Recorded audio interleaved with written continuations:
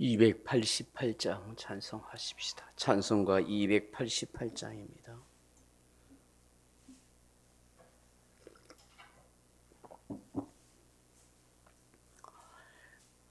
288장입니다. 예수를 나의 구주 삼고 성령과 피로써 거듭나니 이 세상에서 내 영혼이 하늘의 영광 누리도다. 이것이 나의 간증이요 이것이 나의 찬송일세. 나 사는 동안 끊임없이 구주를 찬송하리로다. 온전히 주께 맡긴 내 영, 사랑의 음성을 듣는 중에 천사들 왕래하는 것과 하늘의 영광 보리로다. 이것이 나의 간증이요 이것이 나의 찬송일세. 나 사는 동안 끊임없이 구주를 찬송하리로다. 주 안의 기쁨 누림으로 마음의 풍랑이 잔잔하니 세상과 나는 간 곳 없고 구속한 주만 보이도다. 이것이 나의 간증이요 이것이 나의 찬송일세. 나 사는 동안 끊임없이 구주를 찬송하리로다.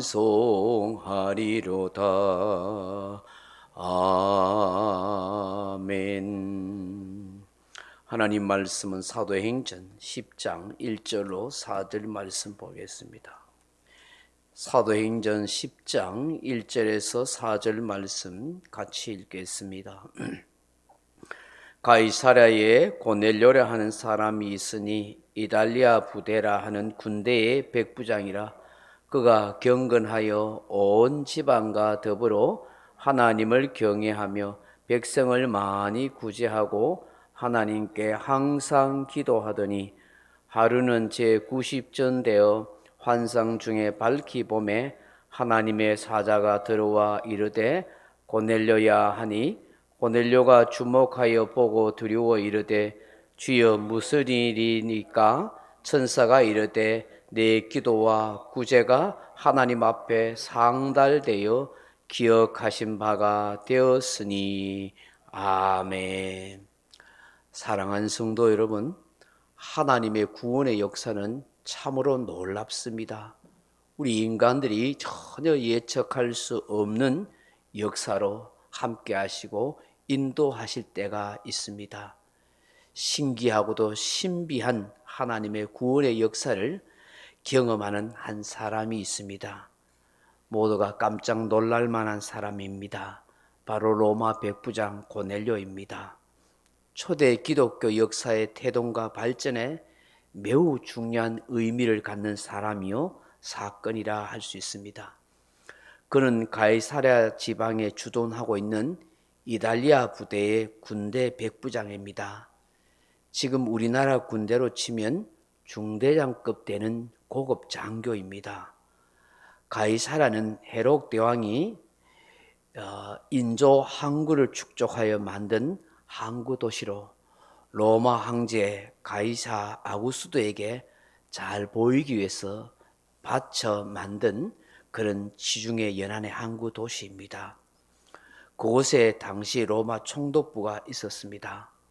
당시 팔레스타인 지역에 그 다스리는 그런 로마 총독부가 이 가이사랴에 있었는데 아주 큰 도시로 그렇게 형성하고 있었습니다. 아마도 로마 총독 관절을 지키는 권위병의 지휘관이 아니었나 하는 생각을 하게 됩니다. 그의 이름이 고넬료라 하는 것을 보면 그가 로마의 명문 가문 출신의 자제인 것을 알게 됩니다. 주전 82년 약 10,000명의 노예를 해방시킨 로마의 유명한 장군인 푸블리우스 코넬리우스 술리의 가문일 것이라 그렇게 여겨지고 있습니다. 당시 로마 군대는 피지배적인 유대 사람들과 주변 이민족을 다스리고 통치하는 역할을 하였습니다. 무엇보다도 황제 숭배와 다른 종교를 믿는 사회 분위기였습니다. 그런데 이 고넬료가 어떻게 유대교의 하나님을 믿고 살았는지 잘 알 수는 없습니다. 분명한 것은 이 고넬료가 유대인의 하나님을 믿고 섬기고 경외하며 살았다 하는 것입니다. 성경은 오늘 고넬료에 대해서 어떻게 평가하고 있습니까? 첫째로 그는 경건한 사람이다 하는 것입니다. 오늘 본문 2절에 보시면 그가 경건하여 그렇게 했습니다. 로마 백북장쯤 되면 당시 타락한 문화에 젖어 살 수 있습니다. 로마 시대는 굉장히 성적으로 문란하고 타락하였습니다. 술과 향락에 빠져 살았습니다. 엄청난 돈과 뇌물을 치부하는 시대였습니다. 수많은 노예를 부리고 학대하는 일을 일삼았습니다. 여러분 로마 시대를 고정하는 영화를 보면 알겠지만 검투사를 키워서 잔인하게 큰 경기장에서 서로 찔러 죽이고 죽는 그런 일들을 많이 하지 않습니까?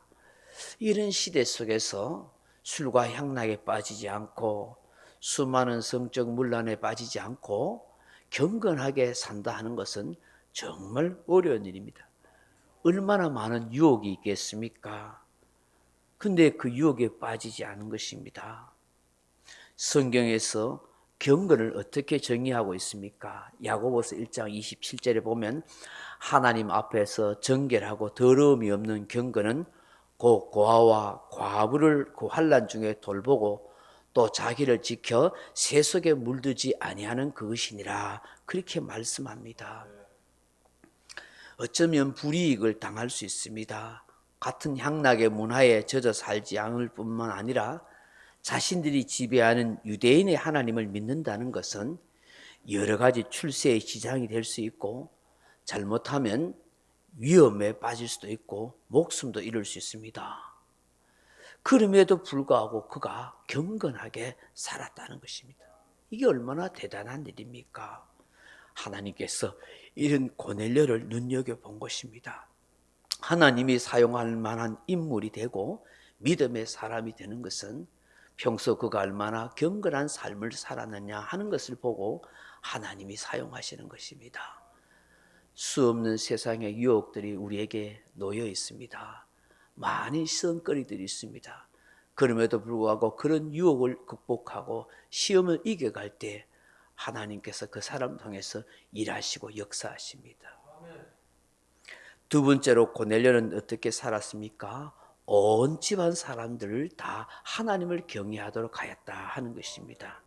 2절을 다시 보시면 그가 경건하여 온 집안과 더불어 하나님을 경외하며 아멘. 우리들이 제일 소원하고 부러운 일이 있다면 가정복음화입니다. 믿지 않는 가족, 형제, 자매, 친척들이 예수 믿는 것입니다.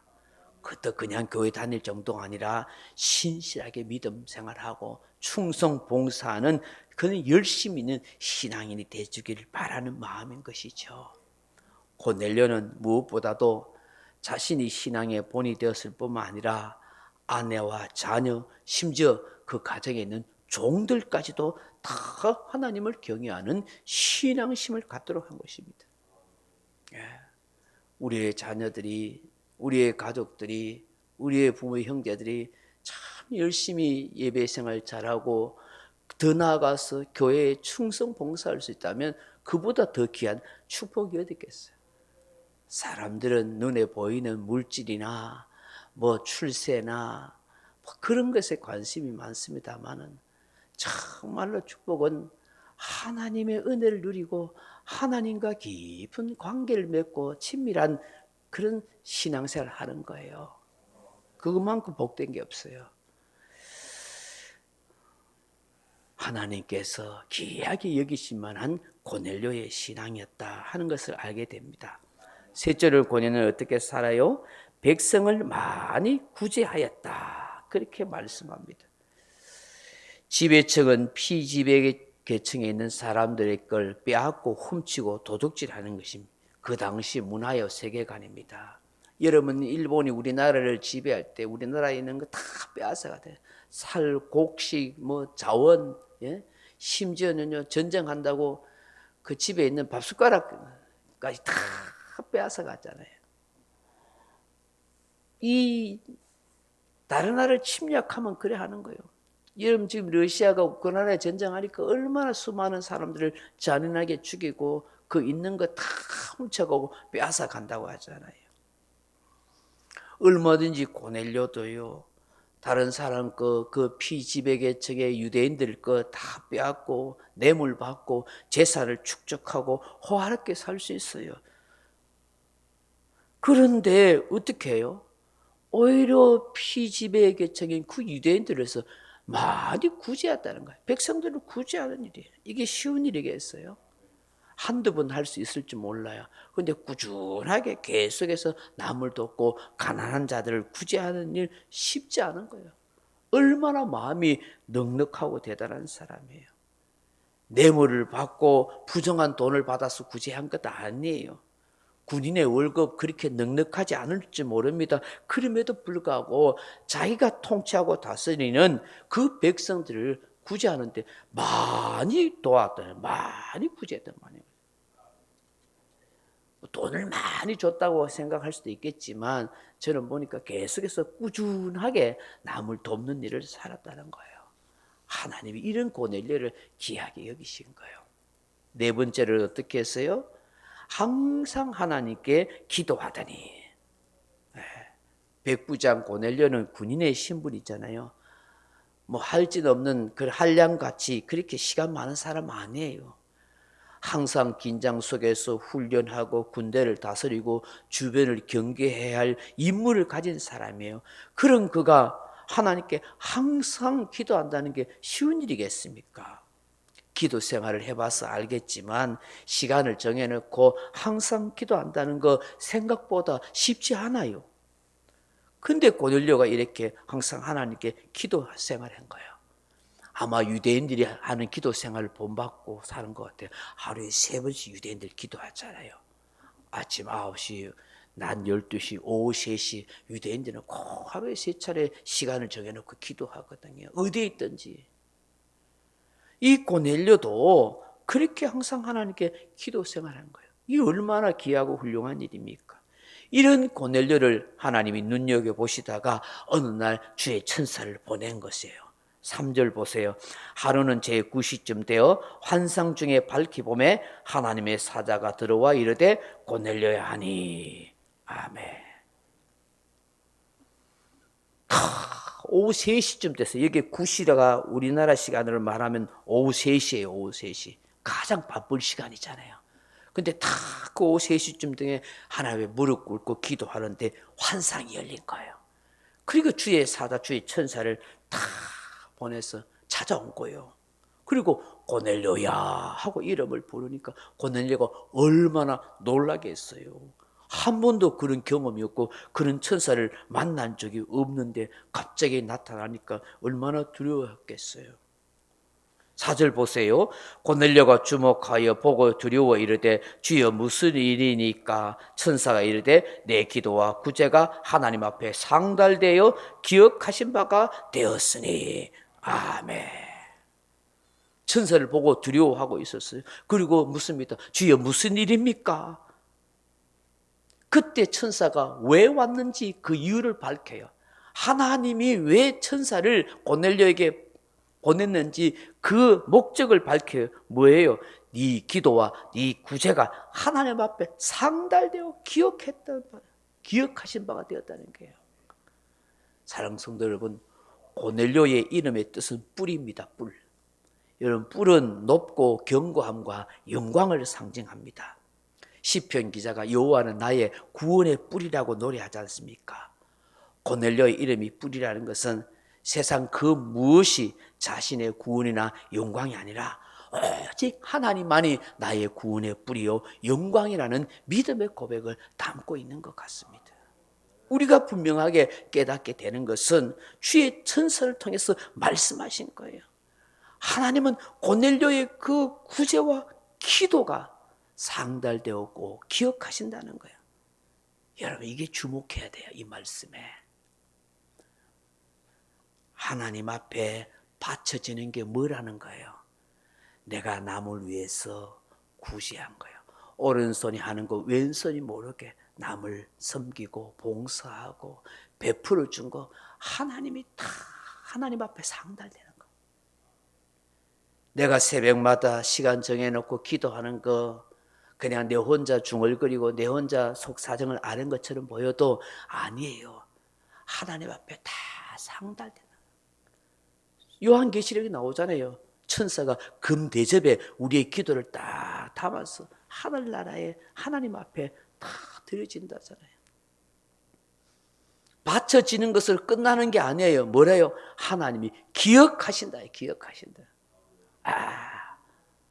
저 친구가 남을 돕고 살았구나. 내가 기억하고 있겠다. 저 친구가 열심히 기도한 거 내가 다 알고 있다. 그럼 여러분, 기억한다는 게 뭐예요? 그래, 알고 있어. 이렇게 지나는 거예요? 아니에요. 때가 되면 응답하고 때가 되면 다 하나님이 보상해 주시겠다는 거예요. 그러니 여러분이 꾸준하게 남을 돕고 선행하고 주님 위해서 충성하고 봉사하고 기도하고 예배 드리는 건요, 헛된 게 아니에요. 다 하나님 앞에 상달되고 하나님이 기억하셨다가 때가 되면은 반드시 응답하시고 보상하시고 축복하시는 역사가 있고 구원의 은혜를 누릴 수 있는 그런 역사가 있다는 것을 말씀하는 거예요.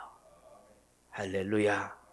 오늘 이 새벽에 주시는 이 말씀 우리가 잘 묵상하면서 주님, 매사에 내가 경건하게 신앙생활을 하게 도와주세요. 하나님을 잘 경외하는 믿음의 가정들, 내 부모, 형제, 친척들이 다 되게 해주세요. 무엇보다도 하나님 앞에서 내가 주를 위해서 충성하고 섬기고 봉사하고 기도하는 거 하나님이 다 기억하시고 하나님께 상달된다는 걸 알고 하나님의 은혜를 누릴 수 있는 복된 삶이 되게 하옵소서. 그렇게 기도하는 우리 저와 여러분 되길 주님의 이름으로 축원합니다. 각자 기도하시다가 돌아가시기 바랍니다.